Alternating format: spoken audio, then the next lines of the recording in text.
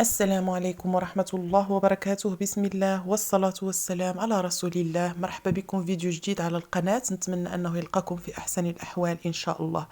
عواشركم مبروكة، تدخل عليكم بالصحة والسلامة وطول العمر، وتقبل الله منا ومنكم صالح الأعمال إن شاء الله.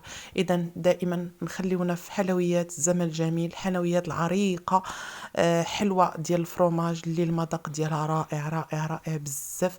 إلا جربتوها اكيد ما غاديش تبقاو تستغناو عليها. دائما غادي تكون عندكم في الدار حليوه اللي غزاله، كتمزج بين المالح والحلو، شي حاجه اللي زوينه اقتصاديه، كتخرج كميه كبيره بطريقه بسيطه، والاهم الاهم مذاق رائع.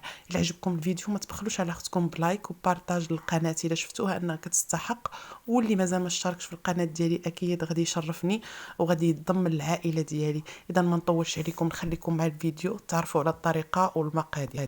اذا بسم الله على بركه الله، غنبداو ان شاء الله في المقادير وندوزو للطريقه. شنو غادي نحتاجو ان شاء الله في هذه الوصفه هذه؟ بالنسبه للمكونات عندي هنا، انا خديت هاد لا مارك هذه لا بريري لان الزبده ديالها، المهم هي زبده نباتيه كاملين، ولكن هذه المذاق ديالها احسن من ياخرين.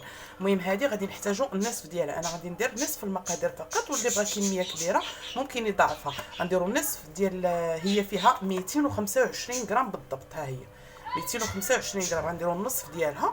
واللي بغى يدير زبده حيوانيه غيدير 125 غرام. عندي 4 المثلثات ديال الفرomاج، اي نوع بغيتو. عندي فلون كراميل، سواء هذا النوع سواء النوع اللي فيه السكر. عندي الفاني، النكهه ديال الفاني. عندي هنا راه هذا ماشي كاس العنبه وانما كاس اتاي. عندي كاس لاروط، كاس صغير، يعني نصف كاس العلبه ديال العنبه ديال السكر كلاصي. عندي الدقيق حسب الخليط، وغندير فيها نصف خماره. كاين اللي ما كيديرش الخماره، انا غادي نديرها فيها، كتعجبني ملي كتجي فيها هذيك الخميره. اذا بسم الله على بركه الله، ناخذ هاد الزبده. كما قلت لكم ممكن انكم تاخذوا الزبده الحيوانيه، انا كنمشي معكم على حسب الامكانيات. هي بطبيعه الحال بالزبده الحيوانيه راه كتجي ألذ بطبيعه الحال، ولكن حتى بهذه راه كتجي زوينه. هنا ناخذوا النصف ديال العلبه بسم الله هكا، وضروري تكون درجه حراره المطبخ باش ما تعذبكمش في الخدمه.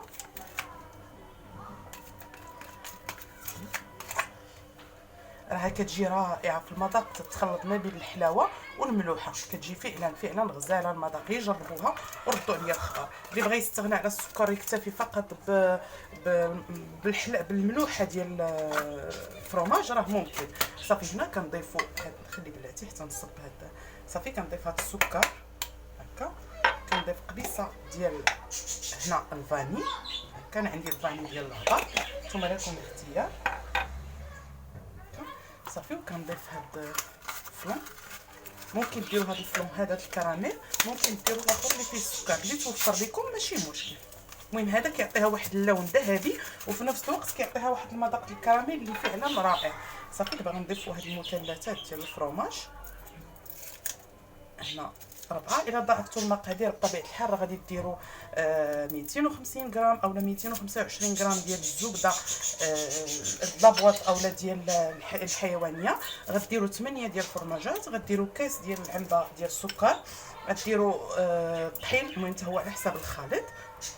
اذا صافي غنبدا كنخلط بيديا بسم الله. غتجي سهله في الخدمه لانها هذا صافي. من بعد ما دمجت مزيان هاد العناصر غنبدا نزيد الدقيق شويه بشويه.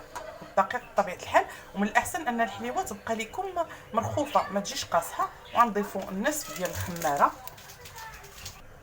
صافي، غير شويه منها فقط، ما كاملش حتى النص صافي. وغنبدا كنخلط هكا، ومن الاحسن نخدموا غير برؤوس الاصابع، ما تدلكوش العجينه باش ما كتعوجش لكم في الفرن. غنبدا نخلط حتى نجمع العجينه. صافي هنا من بعد ما جمعناها كما كتشوفوا راها لينه، ما خصهاش تكون قاصحه. نحاول انني نقسمها باش نشكلها حرابي. اللي بغى يخدمها غير بالصبيعات راه ممكن. علاش انا كندير لها هكا؟ باش يجينا العبار نفس العبار هكا، تجي بحال ديال المخابز تماما هكا. غنحاول بالنسبه للحربول اولا السمك ديال القطر لكم الاختيار كيفاش كتبغيوها، واش رقيقه ولا غليظه. ما تنساوش انها راه غادي تخمر لان فيها شويه ديال الخميره، فيها واحد طريقه الخميره، يعني كنرقوا شويه باش تجينا حتى الحلاوه، تجينا ديك الحليوه حلوه في الشكل ديالها. صافي هكا بهاد الطريقه شوفوا صافي كنكتفي بهذا السمك هذا تقريبا واحد الدائره ديال 1 سنتيم هكا درت تقريبا. هكا صافي. دابا غنحاول انني نقطع ونفس العبار غناخذ باش هانتوما بالنسبه للمبتدئات انا غنوريكم الطريقه باش يجيكم نفس العبار. هكا هانتوما شفتوا هكا كتاخذوا واحد وكتبقاو كتقطعوا به بهذه الطريقه هذه باش يجيكم نفس العبار. بالنسبه لي انا عارفه العبار هكا هي ميزاني هكا صافي. هذا اللي كيشاد كنردوه هكا صافي. كنحاولوا اننا نقادو هكا مع الجناب صافي بهذه الطريقه هذه.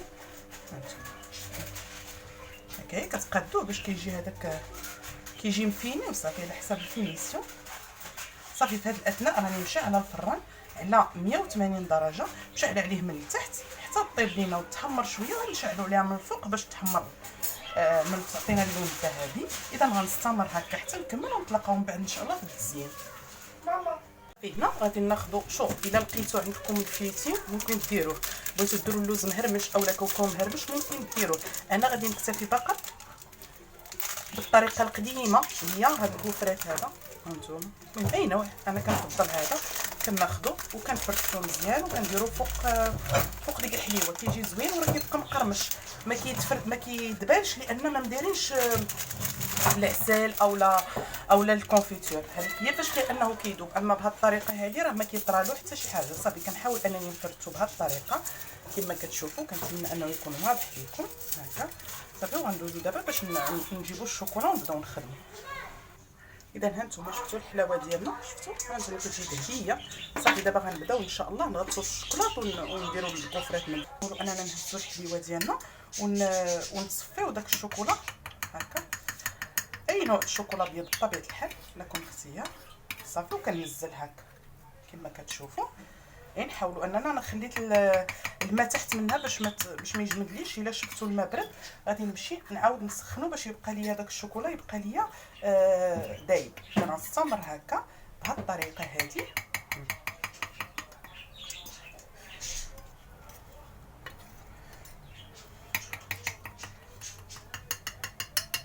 كنحاولوا نفضوها مزيان باش داك الشوكولا اللي زايد يتحيد هكا صافي. وكناخذوا دابا هاد الكيس اولا هاد الكوفريت انا قلت لكم اللي كان عندكم ممكن ديروه هكا. كنحاولوا اننا ندردروا عليه من الفوق هكا بهذه الطريقه صافي. كنستمر حتى غنكمل. اذا خواتاتي ها هي الحليوه ديالنا كما كتشوفوا. شوفوا في الاول كنت درت غير الفوق ياك ملي شفتها ما غاديش تبان مزيان وشايط ليا هذاك الكوفريت قلت علاش ما نمرمدهاش كامله. ومرمدتها كامله في الشوكولاط ومرمدتها كامله في كيكس كما كنقولوا اولا الكوفريت. وكتجي فعلا رائعه. عرفتوا واحد المذاق جا فيها راه خيالي غزال. اكيد غادي نقسم معكم وحده وغتشوفوا كيفاش كتجي فنه ما تشبعوش منها. انا نقسمها معكم هكا بنتي قسميني انت. هانتوما كتجي هشيشه وكتذوب في الفم. هانتوما شوف كتجي رائعه. راه جربوها وراه واحد المذاق فيها كيجي خيالي. مذاق ما بين الملوحه والحلاوه شي حاجه اللي طوب. نتمنى انكم تجربوها وما تبخلوش عليا بلايك وبارطاج القناه اذا شفتوا انها تستاهل واشتراك بطبيعه الحال فضل وليس امر منكم. ودائما لا تنسوا اني احبكن في الله حبا كثيرا. خليتكم في امان الله وحفظه.